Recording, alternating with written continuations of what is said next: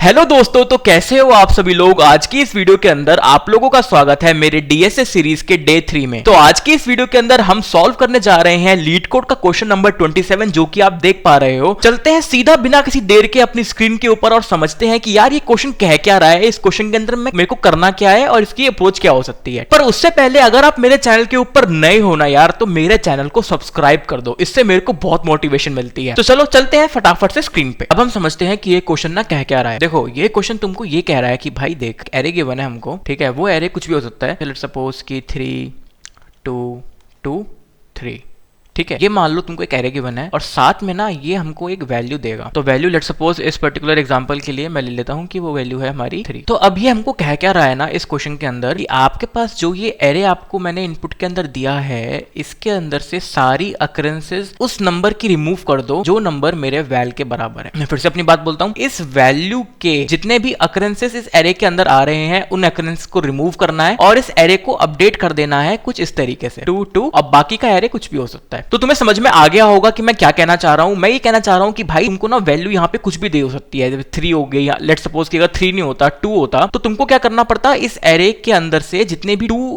Element है, यहाँ पे 2 आ रहा है तो 2 मेरे वैल के बराबर है, तो मेरे को 2 को रिमूव करना है। 2 को रिमूव तो करना ही है और जितने भी एलिमेंट्स बच गए हैं उनको यहाँ पे अपडेट करना है स्टार्टिंग से। जैसे यहाँ पे 3 था वो बच गया तो यहाँ पे 3 डाल दिया, फिर यहाँ पे 3 बच गया वो यहाँ पे डाल दिया, ठीक है। बाकी एलिमेंट्स को रिमूव कर दिया और उसकी जगह तुम कुछ भी डाल सकते हो। और कितना काउंट आया, तो यहाँ पे हमको एक काउंट भी रखना पड़ेगा कि यहाँ पे रिमूव करने के बाद में 2 एलिमेंट बच गए हैं तो नंबर ऑफ काउंट कितना है 2। तो हमको ये चीज इस क्वेश्चन के अंदर अचीव करनी है। आप लोगों को इस क्वेश्चन के अंदर ना कुछ कंस्ट्रेंट्स भी गिवन है जो कि आपको ध्यान रखने चाहिए। कोई भी क्वेश्चन आप सॉल्व करते हो तो कंस्ट्रेंट्स का हमेशा ध्यान रखा करो। पहला कंस्ट्रेंट जो हमको गिवन है वो ये है कि जो ये एरे जो हमको इनपुट में मिलेगा इसकी जो लेंथ है वो 100 से ज्यादा नहीं निकलेगी। दूसरी चीज ये है कि जो एरे के अंदर एलिमेंट्स होंगे ना, इंडिविजुअल एलिमेंट्स जो हमारे होंगे, उनकी जो वैल्यू है वो कभी भी 50 से ज्यादा नहीं होगी। और तीसरी चीज हमको ये गिवन है कि जो वैल्यू है ये, जैसे यहाँ पे 3 था 2 था, तो ये वैल्यू मैक्सिमम टू मैक्सिमम 100 तक हो सकती है, उसके बाद ये वैल्यू नहीं जाएगी। तो मैं आपको अभी क्या सजेस्ट करूंगा कि अभी आप पेन पेपर लेकर आओ, अभी 2-4 मिनट के लिए वीडियो को पॉज करो और ना खुद सोच के देखो कि यार इस क्वेश्चन के अंदर मैं क्या अप्रोच लगा सकता हूं और ये क्वेश्चन कैसे सॉल्व हो सकता है। ठीक है दोस्तों, तो अब मैं आपको बताता हूं कि मेरी अप्रोच क्या रहेगी इस क्वेश्चन को सॉल्व करने की। तो तुमको इनपुट के अंदर क्या गिवन था, लेट्स सपोज कि मेरे को इनपुट के अंदर ये वाला एरे गिवन था जिसकी जो वैल्यूज थी वो कुछ इस तरीके से थी 2 3 3 2 और जो मेरे को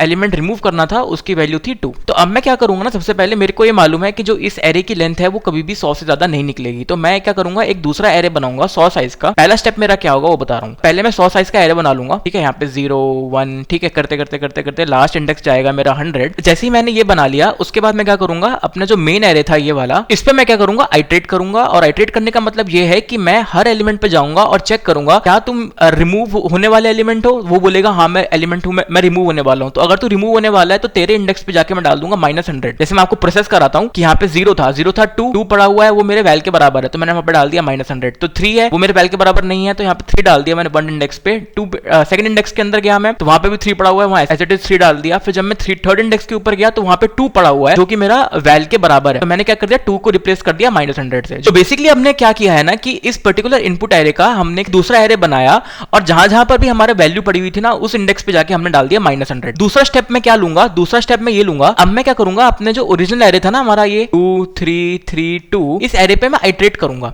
और इसके हर इंडेक्स पे जाऊंगा 0 1 2 3 और उस इंडेक्स के कॉरस्पॉन्डिंग इंडेक्स पे जाऊंगा जो हमने ये वाला एरे बनाया था और चेक करूंगा कि क्या -100 पड़ा हुआ है। वो बोलेगा हाँ भाई -100 पड़ा हुआ है, तो इसका मतलब क्या है कि ये वाला एलिमेंट मेरा आंसर का पार्ट नहीं बन सकता, तो मैं यहाँ पे कुछ नहीं डालूंगा। फिर वो आगे मूव करेगा, जो मेरा आइटरेटर होगा वो जाएगा बोलेगा कि भाई 1 पे पड़ा हुआ है 3, मैं बोलूंगा भाई 3 पड़ा हुआ है और 3 मतलब -100 नहीं है तो यहाँ पे 3 डाल दो। फिर मेरा जो आइटरेटर होगा वो यहाँ पे मूव कर जाएगा, फिर वो चेक करेगा मेरा कौन सा सेकंड इंडेक्स, सेकंड इंडेक्स में क्या पड़ा हुआ है 3, वो बोलेगा भाई 3 मेरा -100 नहीं है तो 3 डाल दो यहाँ पे। भाई ठीक है 3 डाल दिया। फिर वापस आके वो चेक करेगा कि भाई मेरे थर्ड इंडेक्स पे क्या पड़ा हुआ है, थर्ड इंडेक्स पे 2 पड़ा हुआ था तो 2 में क्या पड़ा हुआ है -100। तो अगर मेरे पास -100 है तो मेरे को क्या करना है, मेरे को वो एलिमेंट डालना ही नहीं है। तो बेसिकली सेकंड स्टेप के बाद जो मेरा एरे है ना वो कुछ इस तरीके से दिखने लग जाएगा 3 3, कॉमा, और इसके अंदर जो मेरा आइटरेटर होगा, मैं एक आइटरेटर रखूंगा बाहर क्योंकि मेरे को आइटरेट करना पड़ेगा। उस आइटरेटर की वैल्यू क्या होगी, अगर यहाँ पे 0 1 है 2 है तो मेरा आइटरेटर क्या होगा, यहाँ पे 2 को पॉइंट कर रहा होगा। तो मैं आपको एक बार फिर से अपनी अप्रोच को समराइज कर देता हूं। मैंने कुछ नहीं किया, मैंने यहाँ पे पहले पूरे एरे को स्कैन किया और स्कैन करके मैंने ये पता लगाया कि जहां जहां पर ही मेरी जो एलिमेंट की अकरेंस है जो मेरे को रिमूव करनी है उसको मैंने रिप्लेस कर दिया -100 से, क्योंकि मैं एक बात ये जानता हूं कि क्वेश्चन में कंस्टेंट गिवन है कि आपका जो ये नंबर है ना ये हमेशा ग्रेटर देन इक्वल टू 0 रहेगा और लेस देन इक्वल टू 100 रहेगा। तो मैंने यहाँ पे रिप्लेस कर दिया -100 से। दूसरी बारी में जब मैं अपने इनपुट एरे को स्कैन करूंगा तो मैं उसके हर इंडेक्स के लिए चेक करूंगा कॉरस्पॉन्डिंग एरे में जो मैंने बनाया है, और अगर वहां पे -100 पड़ा होगा उस पर्टिकुलर आइटरेशन को स्किप कर दूंगा और वहां पे कुछ डालूंगा ही नहीं। तो इस अप्रोच को अभी हम करते हैं कोड।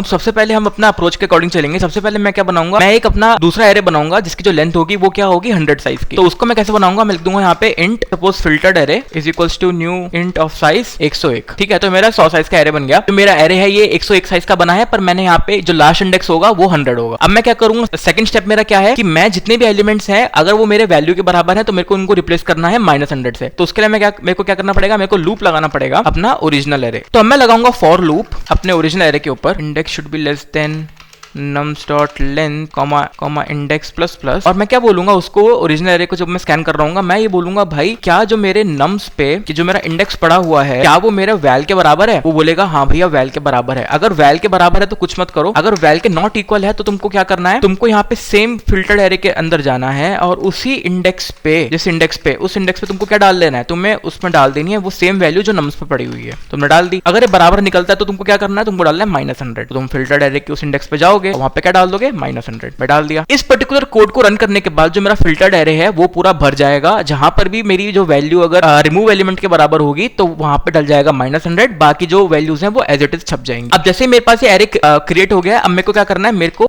रीशेप करना है अपना ओरिजिनल एरे। ठीक है, अब मेरे को कुछ नहीं करना, मेरे को अपना ओरिजिनल एरे रीशेप करना है। उसके लिए मैं क्या करूंगा, मैं यहाँ पे एक इंट आइटरेटर ले लूंगा, ITR, उसको मैं स्टार्ट कर दूंगा 0 से। अब मैं क्या करूंगा, अपने ओरिजिनल एरे के ऊपर लूप लगाऊंगा। मैंने अपने ओरिजिनल एरे के ऊपर लूप लगा दिया, it should start from 0, index should be less than nums dot length comma index plus plus. ठीक है, मैं क्या लिखूंगा, मैं ये लिखूंगा भाई देख, अगर तो फिल्टर्ड एरे का इंडेक्स चेक करूंगा, मैं बोलूंगा भाई देख फिल्टर्ड एरे के अगर इंडेक्स पे पड़ा हुआ है -100 तो मेरे को क्या करना है, तो मेरे को कुछ नहीं करना है। अगर मेरा पड़ा हुआ है नॉट इक्वल टू -100 तो मेरे को क्या करना है, मेरे को सिंपली अपने नम्स को अपडेट कर देना है। तो मैं बोलूंगा भाई नम्स पे आप जाओ और जो मेरा इंडेक्स था ना ये, उस पे क्या डाल दो, ITR वाले उस पे जाओ और उस पे क्या डाल दो, फिल्टर्ड एरे का इंडेक्स की जो वैल्यू थी वो डाल दो। ठीक है, सिंपल। और जो मेरा ITR था, जो मेरा आइटरेटर था बेसिकली, उसको क्या करो 1 से इंक्रीज कर दो। तो बस ये काम होता रहेगा और जो मेरे -100 वाली वैल्यूज हैं वो सारी स्किप हो जाएंगी। जैसे ही मैं बाहर निकलूंगा तो मैं क्या करूंगा, जो आइटरेटर है वो एक ज्यादा खड़ा होता है तो मैं बोलूंगा भाई रिटर्न कर जाओ, यहाँ पे RETUR रिटर्न कर जाओ मेरा आइटरेटर। तो ये बेसिकली मेरे को बताएगा कि कितने नंबर ऑफ एलिमेंट्स बच गए आफ्टर रिमूविंग द एलिमेंट्स। अब मैं अपने इस कोड को रन करता हूँ। मेरा कोड सॉर्टेड है, पहले मैंने बनाया है अपना स्कैन करके फिल्टर्ड एरे के बाद मैंने अपना जो ओरिजिनल एरे था उसको मैंने रीशेप किया है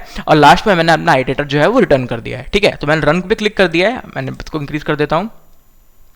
ठीक है, तो तुम देख सकते हो कि हमारा टेस्ट केस नंबर 1 था जो था 322, यहाँ पे थर्ड वैल्यू थी वो हमको रिमूव करनी थी, तो हमारा एरे क्या बन गया 22। वो बिल्कुल सही है, हमारा जो एरे है वो 22 बन गया है और आउटपुट भी हमारा 22 आ रहा है, एक्सपेक्टेड भी हमारा 22 आ रहा है। ठीक है, टेस्ट केस 2 के अंदर हमको 01223042 मिला था, वैल्यू हमारी 2 थी और इसको रिमूव करने के बाद भी हमारा आउटपुट और एक्सपेक्टेड आउटपुट दोनों सेम आ रहे हैं, तो हमारा टेस्ट केस पास हो रहा है। अभी मैं क्या करता हूं ना, अब मैं अपने इस कोड को सबमिट करता हूं, देखते हैं सबमिट करने के बाद कैसा चलता है। तो मैं अपने कोड को सबमिट कर रहा हूं, मैंने सबमिट पे क्लिक कर दिया है। ओके कूल, तो यहां पे दिखा रहा है कि कोड आपका प्रॉपरली सबमिट हो गया है। जो 116 टेस्ट केसेस हमारे जो हैं वो पास हो गए हैं यहाँ पे, और टाइम कॉम्प्लेक्सिटी हमारी आ रही है बीट 100%। ठीक है, इसलिए मैं आपको बता दूं जो इस कोड की टाइम कॉम्प्लेक्सिटी होगी ना वो हमारी O ऑफ n होगी, क्योंकि हम देखो लूप जो हो रहा है ना वो हम एक बार लिख रहे हैं, कोई भी नेस्टेड लूप नहीं है यहाँ पर, पहले स्टेप में भी और दूसरे स्टेप में भी। स्पेस कॉम्प्लेक्सिटी की बात करोगे तो वो हमारी कांस्टेंट रहेगी क्योंकि हम एक कांस्टेंट साइज का एरे बना रहे हैं। आप लोगों को ये वीडियो कैसी लगी मेरे को कमेंट्स में जरूर बताना। अगर आपके पास कोई बेटर अप्रोच है तो मेरे को वो भी बताना।